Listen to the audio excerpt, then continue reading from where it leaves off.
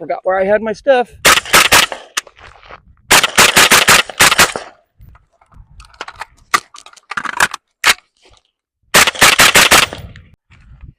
Hey everybody, welcome back and thanks for watching. In this video, we're going to be talking about the Reap Weaponries SCY Bullpup chassis.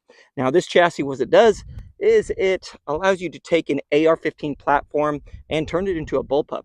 So with this type of chassis, you can actually run something that has a bufferless system, a short buffer system, or your regular buffer length, which you probably wouldn't want to do, but this does allow that. So for this, I'm actually running the Palmetto State Armory JAKL upper receiver, so that's a bufferless upper.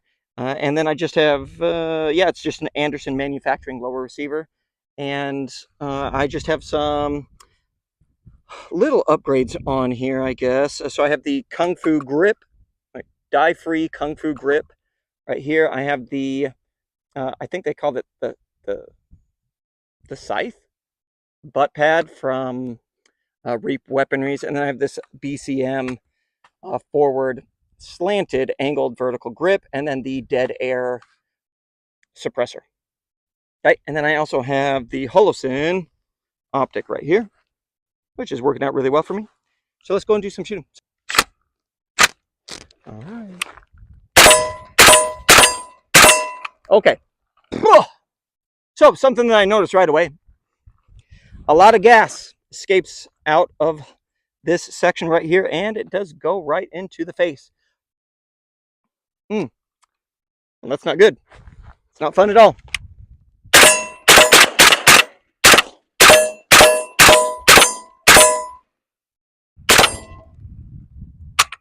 Oh, it's empty. Did that lock? It did not lock open. Oh, it locked on that one. Why didn't it lock open on that other one? Uh-oh. I may need to adjust my gas block. See if it's... may not be getting enough gas to push it all the way back. But, yeah, I am getting a lot of blowback gas that's coming right out of this section right here.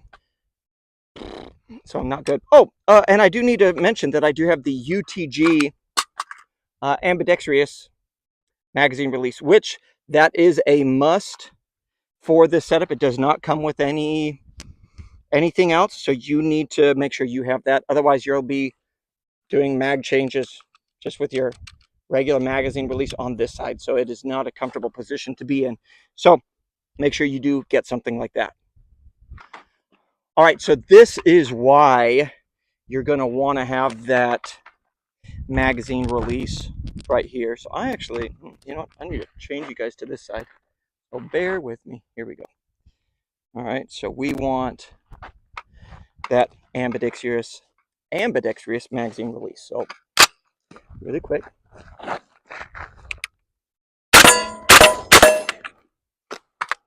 So there's our mag drop. Okay, so without that, so let's just see, I'll show you what it would look like if it didn't have that magazine release right there.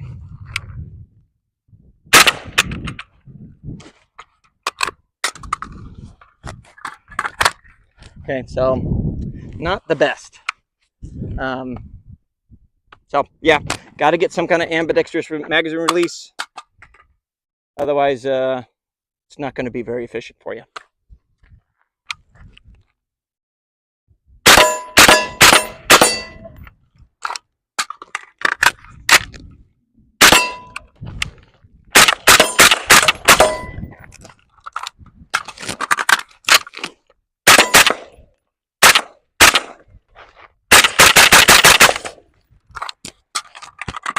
I forgot where I had my stuff.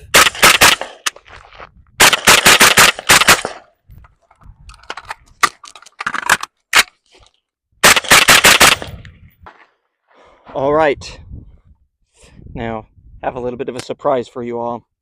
This has the Franklin Armory BSF3 trigger.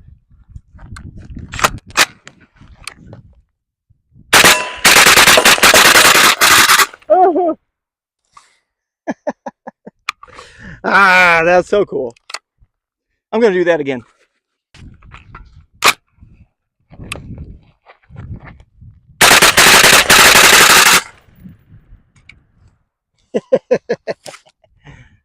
So cool.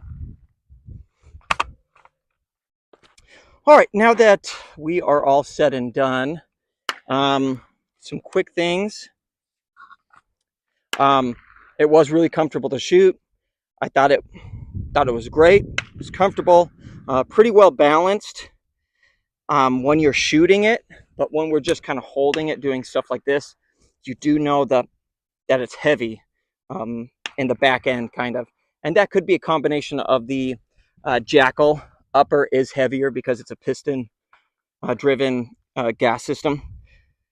So that could definitely be what's going on. I'll have to try it out with like the Foxtrot mic, or maybe the BRN 180, something like that.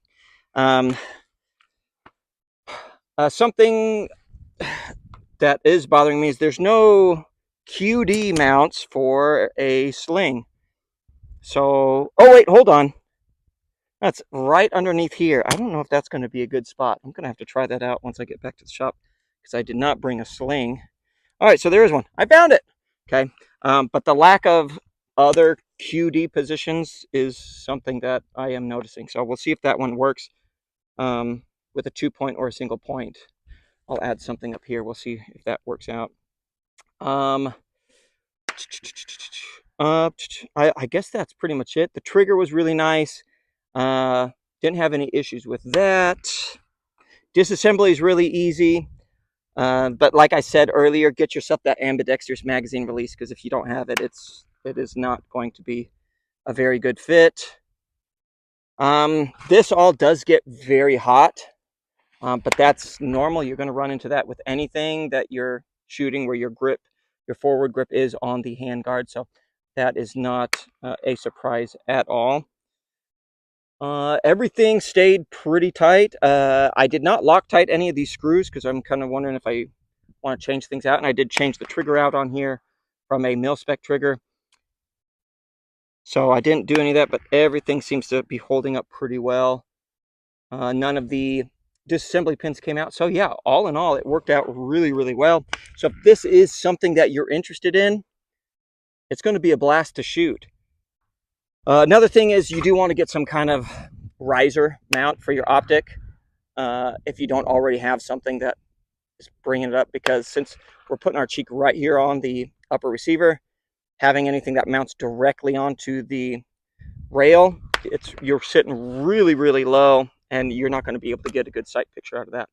So, all right, that's going to do it for this video. Don't forget to like, comment, and subscribe. Until next time, we'll see you later.